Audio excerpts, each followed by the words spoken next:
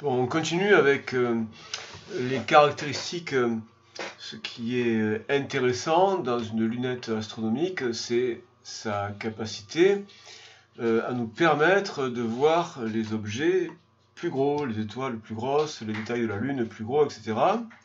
Donc, cette capacité, elle est associée à ce qu'on appelle le diamètre apparent. Ce qui nous donne la sensation ou la qualité, ce qui est responsable de la qualité grand ou pas grand de ce qu'on observe, c'est le diamètre apparent. Lorsque vous regardez la Lune, ce qui est responsable de la perception que vous en avez, c'est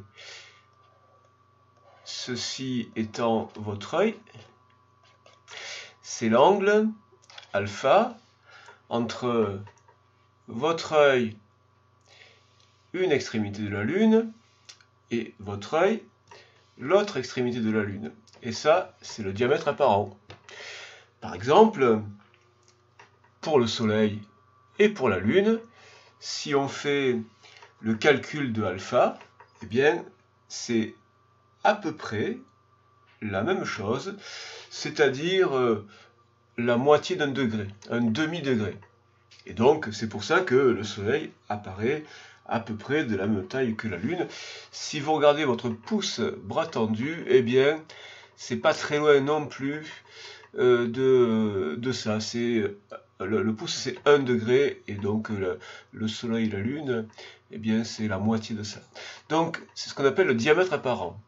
Donc c'est ça, c'est la grandeur qui est responsable de ça. Alors pour l'exprimer, eh bien, comme on est dans une situation où on a des angles plutôt faibles, alors on fait l'approximation, on peut faire l'approximation où on assimile tangente alpha et alpha, à condition évidemment que alpha soit exprimé en radians. Et donc, si on exprime tangente alpha, on peut l'assimiler à alpha, et tangente alpha, alors ce sera, eh bien, le diamètre de l'objet que l'on regarde, le soleil, la lune, un arbre. Alors évidemment, là, si c'est un arbre qui est à 1 mètre, là, c'est plus tangente alpha égale alpha. Mais bon, vu que là, pour la lunette, on a quand même des angles modérés, modestes. Donc c'est D sur la distance L à laquelle se trouve cet objet, donc D sur L, le rapport, donc côté opposé, côté adjacent, ou côté opposé, hypoténuse, parce qu'on peut aussi faire l'approximation tangente alpha égale sinus alpha. Donc, on se place dans l'approximation des petits angles, donc tangente alpha égale alpha. Alors ici, qu'est-ce qui est intéressant de noter? Eh bien, c'est lorsque on observe sans l'instrument,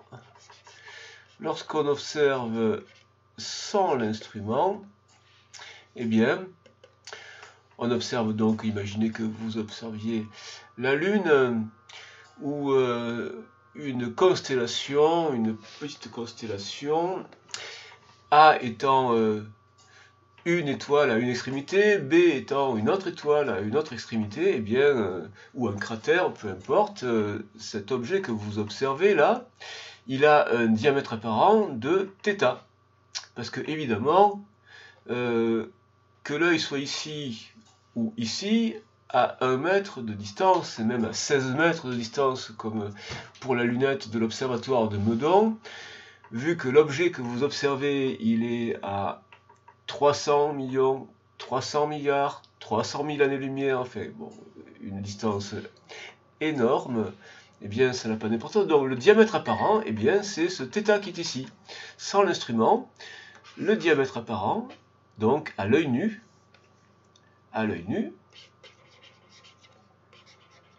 le diamètre apparent, c'est θ.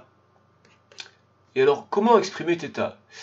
Alors là, évidemment, on ne peut pas facilement le divisé ici, mais on pourrait faire donc le rapport entre la distance réelle entre les deux extrémités, donc la longueur d'une constellation, le diamètre du Soleil ou de la Lune, et puis la distance réelle entre cet objet et nous. Voilà, on ferait donc ce même calcul-là avec l'approximation des petits angles. Eh bien, il se trouve que θ, il est également représenté ici. Et ici, on le voit parfaitement relié aux dimensions de ce triangle-là, de ce triangle rectangle. Et donc θ, eh bien c'est côté opposé, alors on l'assimile à tangente θ, donc côté opposé, côté adjacent. Donc côté opposé, eh bien c'est la taille, la dimension là de l'objet, de l'image intermédiaire, de A1, B1. Donc c'est A1, B1, et divisé par cette distance-là. Et puisque c'est une lunette afocale, ou enfin non, même si ce n'était pas une lunette afocale, d'ailleurs, comme l'objet est à l'infini, l'image là, elle est dans le plan focal. Elle est dans le plan focal de l'objectif. Donc cette distance-là, c'est la distance focale de l'objectif. C'est petit f', f'1. Voilà l'angle sous lequel apparaît l'objet si on l'observe à l'œil nu, sans l'instrument, sans la lunette. Évidemment, c'est très faible. Et la plus-value, ce qui fait l'intérêt de la lunette, eh bien, c'est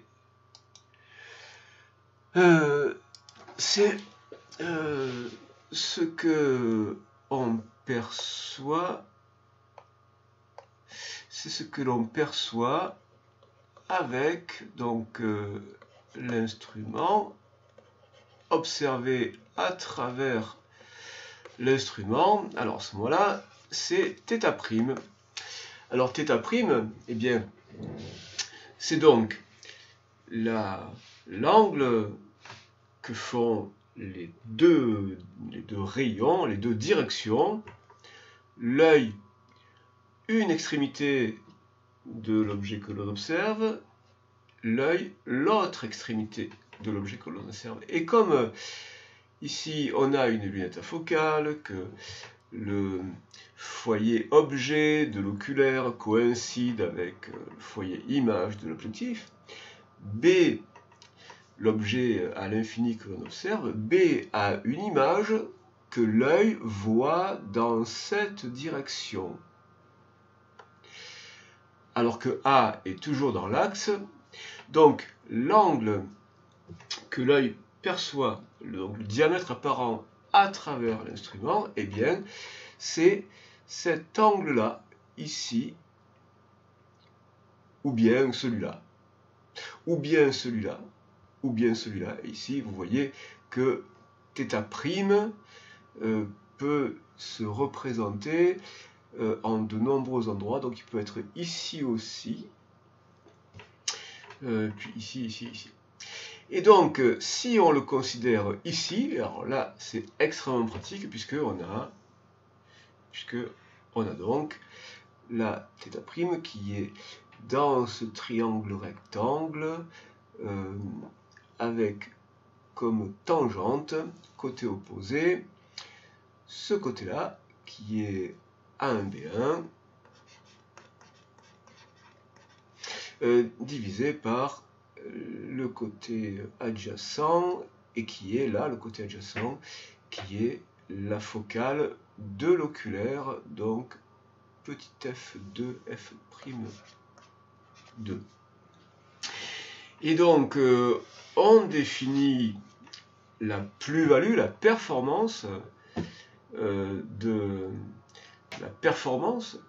la lunette, l'intérêt de la lunette, c'est la façon dont cet angle-là, ce diamètre apparent, cet angle-là, sans l'instrument et augmenter et multiplier pour obtenir celui-là. Donc c'est le rapport le diamètre apparent avec l'instrument divisé par le diamètre apparent sans l'instrument.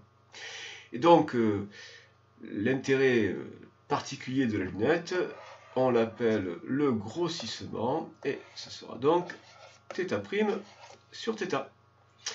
Alors, si on remplace θ' et θ par leurs expressions, donc θ' c'est A1 B1 sur F'2 divisé par θ A1 B1 sur F'1, donc θ' divisé par θ.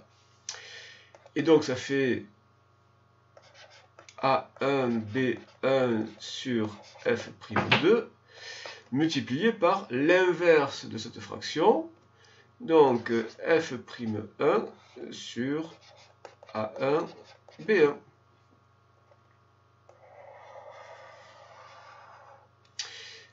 Et il reste à la fin F'1 sur F'2. F'1 sur F'2. Donc, si on veut que la lunette nous donne une image très grossie, la plus agrandie possible, très grossie de ce qu'on observe, on a intérêt à voir ici un nombre le plus grand possible et ici un nombre le plus petit possible. Donc ça, eh bien, c'est lié à l'objectif, c'est la distance focale de l'objectif, eh bien, elle doit être la plus longue possible. Et donc, c'est pour ça que la lunette a une dimension qui doit être la plus grande possible. Pour que la distance focale de l'objectif soit la plus grande possible, eh bien, il faut que la lunette soit la plus grande possible, puisque après, on va placer l'oculaire à une petite distance de ce plan focal de l'objectif. Donc, l'exemple de la lunette que vous avez vu en cours, ou que vous voyez en cours, là, le petit instrument modeste, il a une distance focale de l'ordre de 60 cm. Je crois que c'est 62,5. Voilà, une soixantaine de centimètres. Et puis, alors là, F'2, c'est l'oculaire. Alors là, du coup, l'oculaire, il est facile à remplacer. Et donc, on peut choisir le grossissement simplement en changeant l'oculaire. Je me rends compte là d'ailleurs que sur ce schéma que votre livre vous donne là, on a ici, ils ont pour l'objectif une lentille qui a l'air plus petite, évidemment, c'est absurde, c'est tout le contraire, hein, c'est l'objectif qui doit être le plus grand possible en plus. Alors pour l'instant, on ne s'est pas occupé de la taille, hein, mais simplement on évoque simplement la distance focale. Là, en fait, ils ont fait grand l'oculaire pour pouvoir caser les rayons, en fait, pour pouvoir montrer le trajet des rayons. Et donc, on a intérêt à avoir un f', donc focal de l'objectif le plus grand possible, f'2 de l'oculaire le plus petit possible, enfin plus petit, si on veut un grossissement important, parce que parfois, c'est pas une obligation, on peut avoir envie d'un grossissement plus modeste, notamment si on veut avoir dans le champ la totalité de la Lune, eh bien on est obligé de limiter un peu le grossissement. Voilà. Alors maintenant, il y a une petite une remarque complémentaire à faire sur cette partie-là. Donc là, il y a une remarque complémentaire à faire. Donc vous voyez... Et pourquoi ça fait ça? Oh. Donc, vous voyez... Oui, finalement, c'est pas plus mal. Donc, vous voyez...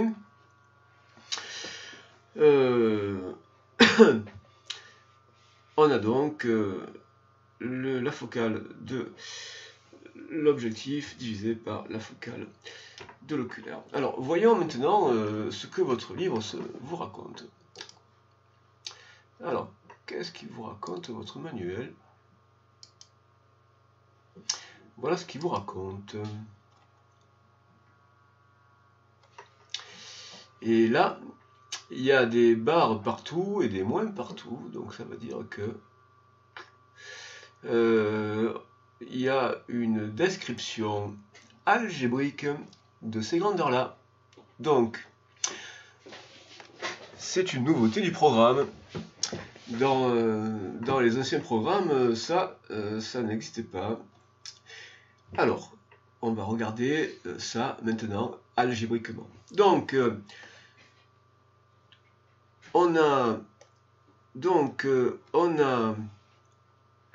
non pas A1, B1, la longueur, la hauteur de l'image intermédiaire, mais la grandeur algébrique, donc mesurée algébriquement, donc soit positif, soit négatif. Alors évidemment, une longueur négative, c'est pas ça. C'est la mesure algébrique avec comme convention que lorsque A1, B1, pour les distances qui sont mesurées vers le haut, c'est positif, et vers le bas, c'est négatif.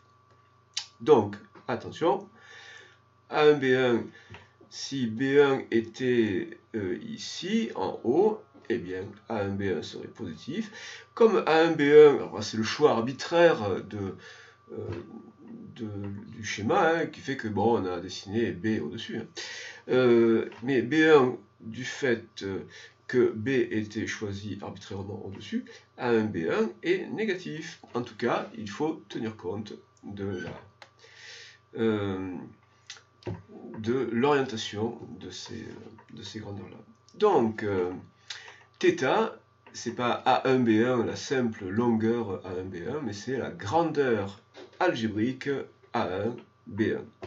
Alors on a la même contrainte pour les distances mesurées horizontalement le long de l'axe optique. Donc vers la droite, de la gauche vers la droite, eh bien on compte positif. De la gauche vers la droite, eh bien ce seront des nombres négatifs. Alors, bon, pour A1, B1, eh bien ce qui change là, c'est que A1, B1, là, on le représente donc avec sa dimension algébrique. Et donc ça veut dire que ce sera un nombre négatif, ça. Mais oui, bien sûr, ce sera un nombre négatif.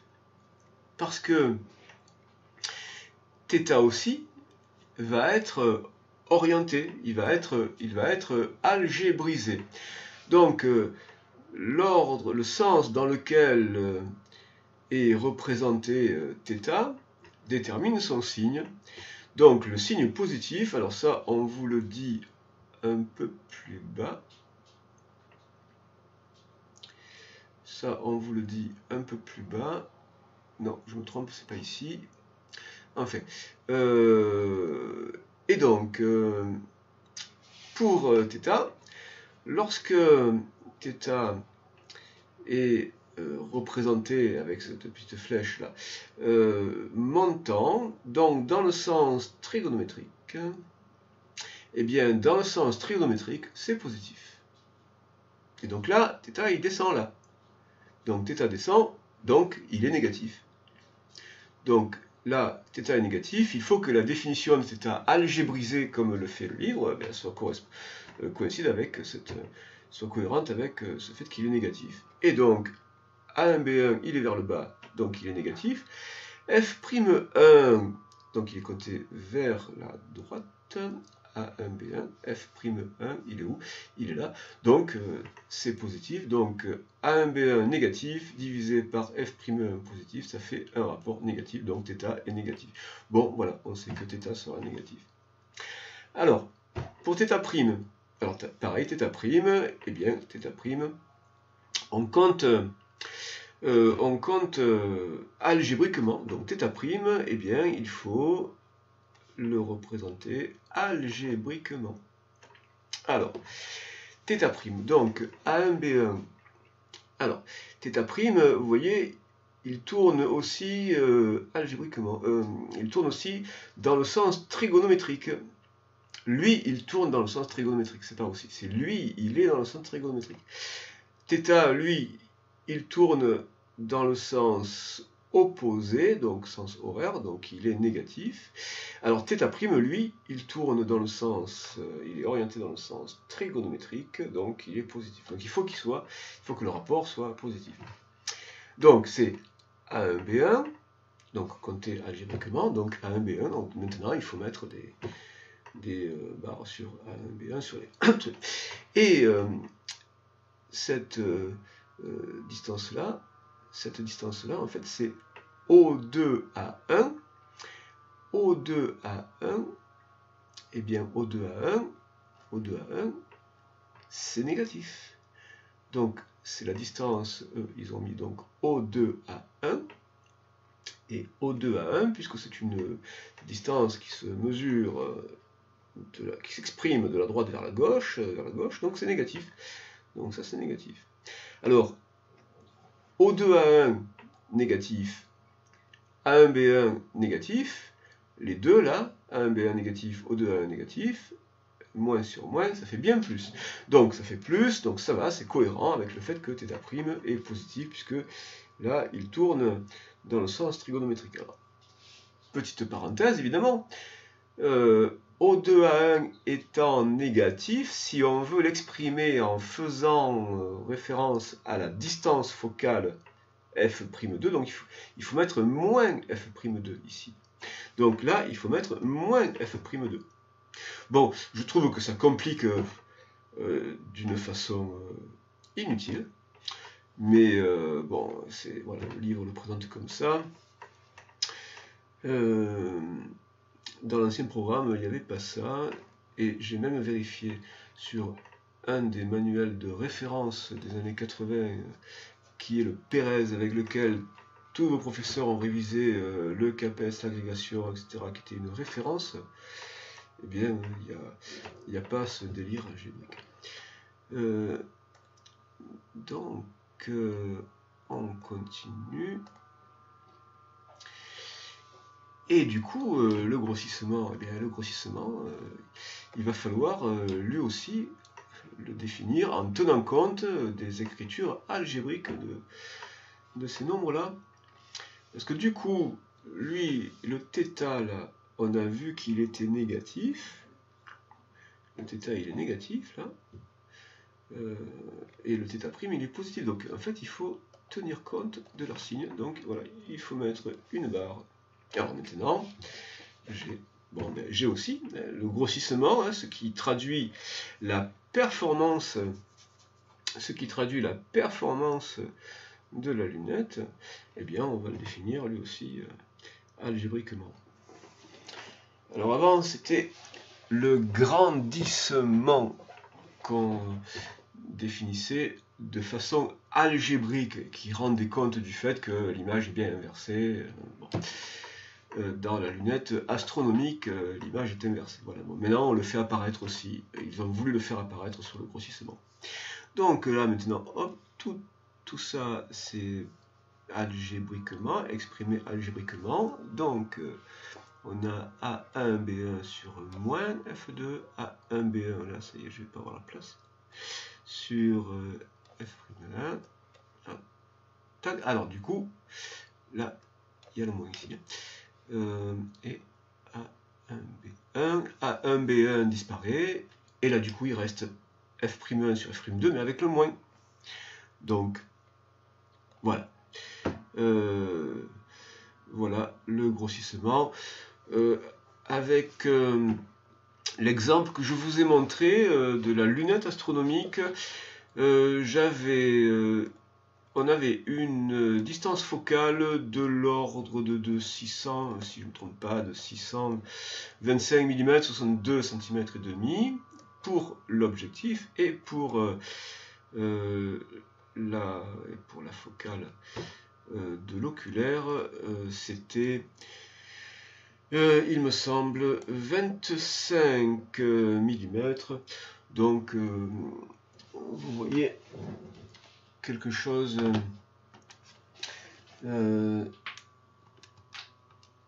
qui est assez modeste, qui est, bon, voilà, un grossissement de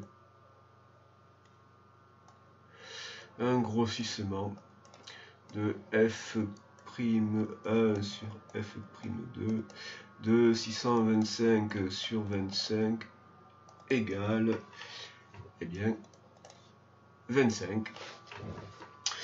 Et si on doit tenir compte donc de la volonté de ceux qui ont fait le programme là, de faire apparaître l'aspect algébrique, donc le fait que l'image est inversée, hein, qu'on voit flèche en haut, flèche en bas, vous avez vu avec la manip, et bien donc hop, tout ça c'est algébrisé, f'1, f'2, pour le calcul, donc c'est moins, enfin le moins là du coup on le met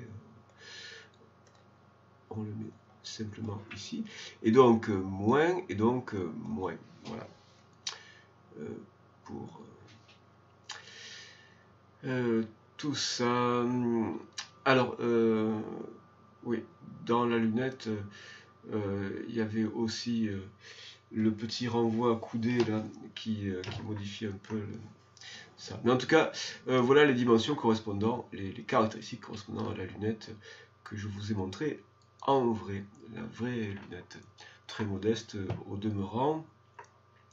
Celle de l'Observatoire de Paris, c'est 16 mètres, distance focale, et donc forcément la longueur du tube, hein, grosso modo, c'est la longueur du tube, 16 mètres. Et le diamètre de la lunette, de l'objectif, le diamètre là, c'est de l'ordre de 1 mètre. Alors, 1 mètre, c'est quelque chose de gigantesque pour une lunette. Il y a une énorme contrainte sur le diamètre, une contrainte technologique de construction sur le diamètre de la lentille, de l'objectif. C'est pour ça que on ne voit pas de lunettes, enfin on ne voit plus du tout de lunettes dans les observatoires professionnels. Les lunettes sont beaucoup moins performantes que les télescopes, et donc il est quasi impossible de fabriquer une lunette performante avec un objectif au-delà de 1 mètre. Donc voilà pour la fin de ce cours.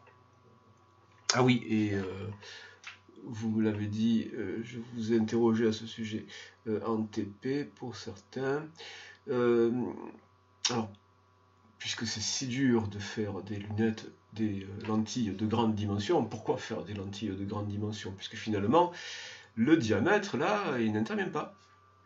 Donc après tout, a-t-on besoin vraiment de dépenser des fortunes et des trésors de technologie pour fabriquer des lentilles de grand diamètre, puisque c'est la focale qui est responsable, qui permet le grossissement? Eh bien, il y a deux raisons à cela.